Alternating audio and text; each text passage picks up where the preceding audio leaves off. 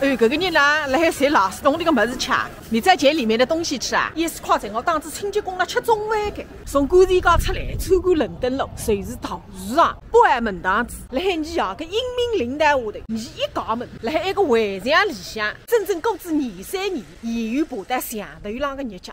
大市场最大店50饭单，90年代之前个平江路三菜场，辣海没电商、没摆摊个年代，一日三顿谁看你啊？每日天早浪拎子来，带还带来板单，而且到听见里搭你娘讲，哎哟，记得啦，那个菜一来一句着讲，讲归讲，你屋里向该吃啥还是吃啥，一半开支平台个分，那么还有一半呢，至于娘冰淇淋，几辰光发明个讲，冰淇淋吃海再下去讲，满怀期待，一时在原来侪是冰淇淋。上头搞点只鱼娘，盘山寻个地方，再不吃一样脱再。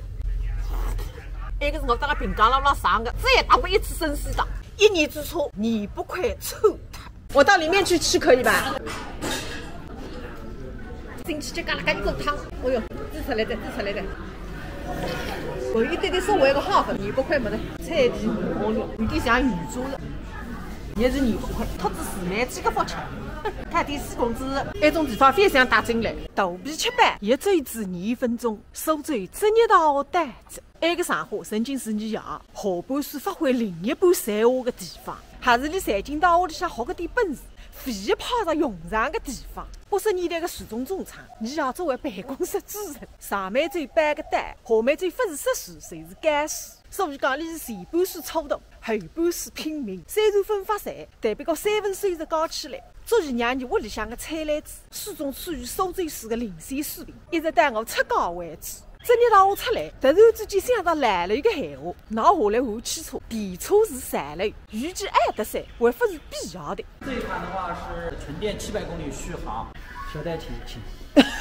我给您调一下这个座位，全景天窗，不是天窗，是天幕。那能不能关起来的？它就是这个样子的。那这个东西不要热死的。你夏天的话，太阳光直晒。哦，这个它就是天窗了。你好，小迪，关闭天窗。这个续航是505公里，价格相差8万。差不多。也电子版交载着，那个3个税是蛮适应的。